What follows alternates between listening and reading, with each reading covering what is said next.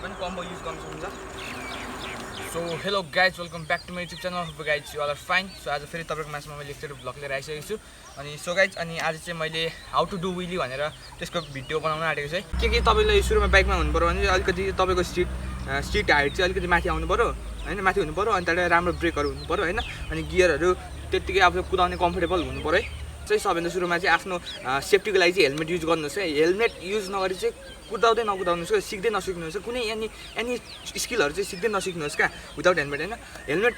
लगायो भने चाहिँ एकदम आफ्नो ब्रेन हो नि त ब्रेन भनेको आफ्नो शरीरको लागि एकदम मोस्ट कम्प्लिकेटेड पार्ट होइन अनि त्यही भएर आफ्नो हेलमेट यसले प्रोटेक्ट गर्छ प्लस यसले हामीलाई एउटा कन्फिडेन्स फिल गराइन्छ क्या किनभने अब लड्यो भने केही हुँदैन खालको कन्फिडेन्स फिल भएपछि चाहिँ हामी कुदाउन सकिन्छ क्या सो युज हेलमेट गाइज होइन अनि व्हीली सिक्दा चाहिँ आफूले मुनि चाहिँ होइन अगाडि सिधा स्ट्रेट फरवर्ड चाहिँ हेर्नुपर्छ हामीले तल हेऱ्यो भने त रिङ्गटा चलिहाल्छ नि होइन त्यो भएर सिधा क्या तो चलिए सुरु करते हैं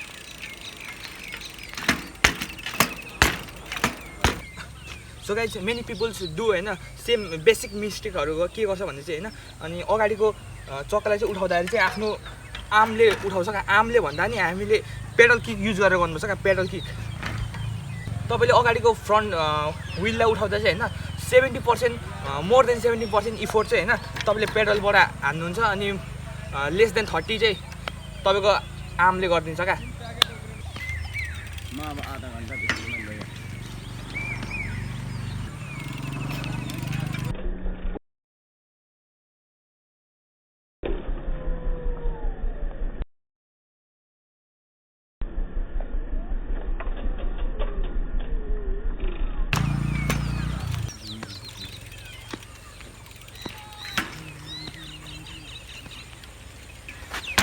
आफ्नो पुस हान्ने हो क्या खुट्टाले चाहिँ पुस हान्ने हो क्या मजाले यसले अलिकति चाहिँ उठाउने हो होइन अनि अलिकति उठाएपछि चाहिँ पुरा दिने हो क्या आफ्नो किक दिने हो क्या बेसरी दिने हो अनि त्यहाँबाट उठ्छ यसले क्या होइन अलिकति यस्तो हुन्छ नि साइकल होइन अलिकति यस्तरी हो क्या आफ्नो जिउ पनि पछाडि लाने होइन प्लस अलिकति यसले पनि तान्ने अनि मेन भनेको यसले हो क्या पेडलले गर्छ क्या पेडल यस्तरी गर्ने हो क्या यसरी आफ्नो जिउ पनि पछाडि लानुपर्छ क्या न त हुँदैन सो तपाईँले अगाडिको चक्का उठाइसकेपछि चाहिँ तपाईँले आफ्नो एउटा ब्यालेन्स पोइन्ट फाइन्ड गर्नुपर्छ क्या त्यो चाहिँ डिफ्रेन्ट मान्छेको डिफ्रेन्ट हुन्छ क्या कसै मोटो छ भने अगाडि कस्तो त्यसकै अनुसार होइन त्यसको ब्यालेन्स पोइन्ट हुन्छ होइन टक्कै एउटा ब्यालेन्स पोइन्ट थाहा भइसकेपछि चाहिँ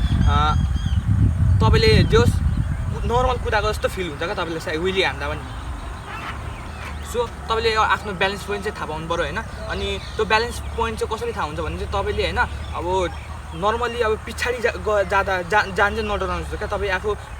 पछाडि ब्याकबाट जाँदा कति मान्छे चाहिँ होइन पछाडि जान डराएको कारणले चाहिँ आफ्नो ब्यालेन्स पोइन्ट थाहा हुँदैन है अनि तिनीहरू चाहिँ धेरै डराउँछ है अनि तर तपाईँहरू त्यस्तो नहुनुहोस् होइन किनभने अब डर्क्याएको जिते त्यही भएर आफ्नो ब्यालेन्स पोइन्ट चाहिँ एउटा थाहा पाउनुपर्छ क्या त्यो ब्यालेन्स पोइन्ट थाहा भइसकेपछि तपाईँले नर्मली अब रोडमा पेडल गरेको जस्तै नि आफूले व्हीली हान्दा पनि त्यसरी नि दुई चक्कामा पेडल हाने जस्तो फिल हुन्छ क्या व्हीली सिक्दा चाहिँ यस्तो हुन्छ है अनि अगाडि तपाईँको चक्का झर्नु खोज्यो भने चाहिँ तपाईँ पेडल हानेर अझै फेरि माथि यसरी बनाउनुहोस् होइन जस्तै अब तपाईँ कुदाउँदै अगाडिको चक्का यसरी झर्नु खोज्यो अलिकति तल जाँदैछ भने चाहिँ पेडल युज गरेर फेरि आफ्नो पोजिसन मेन्टेन गर्न सक्नुहुन्छ है तपाईँको साइकल चाहिँ पछाडि पल्टिनु खोज्यो भने चाहिँ होइन पछाडि पल्टिनु भने चाहिँ ब्रेक युज गर्नुहोस् क्या पछाडि गयो भने ब्रेक युज गर्नु भने अगाडि आउँछ क्या यसरी सो दिमागमा चाहिँ के राख्नु भने चाहिँ होइन पछाडि सुरुमा चाहिँ अब ब्रेक युज नगरी कुदाउनुहोस् ब्यालेन्स पोइन्ट थाहा पाउनुको लागि चाहिँ होइन अनि ब्यालेन्स पोइन्ट थाहा भएपछि सबै कुरा ब्रेकले गर्छ क्या पछाडिको ब्रेकले गर्छ क्या सो पछाडि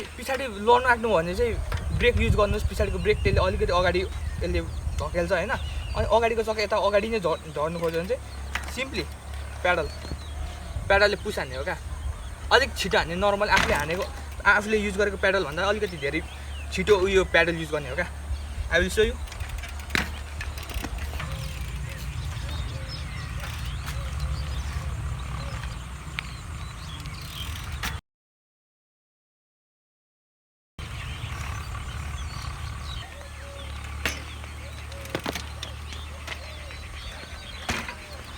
आफ्नो ब्यालेन्स पोइन्ट थाहा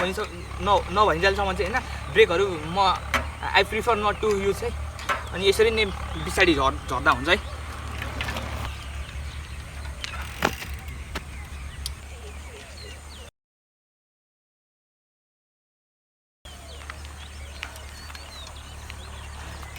सिक्दा चाहिँ अनि तपाईँ विली राजा लेफ्ट राइट होइन दायाँ बायाँतिर जानु सक्नुहुन्छ है। त्यसको लागि चाहिँ आफ्नो नि हो क्या, आफ्नो बडी पोजिसन अनि प्लस यो निहरूले गर्छ क्या तपाईँको लेफ्टमा जाने कि राइटमा जाने भनेर त्यसमा यसले कन्ट्रोल गर्छ। सो तपाईँ लेफ्टमा जाँदैछ राइटतिर आफ्नो नि प्लस बडी फर्काउनुहोस् अनि राइटतिर जाँदैछ लेफ्टतिर क्या ठ्याक्कै अपोजिट गर्ने हो क्या। अहिले यो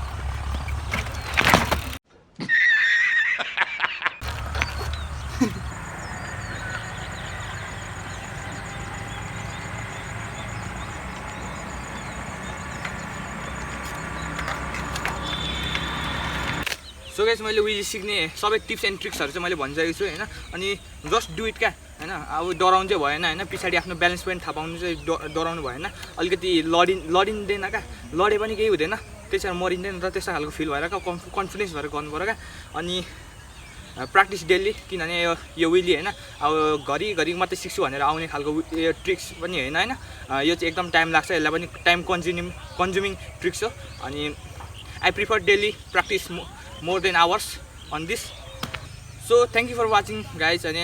if you like these tutorials please let me know in the comment section.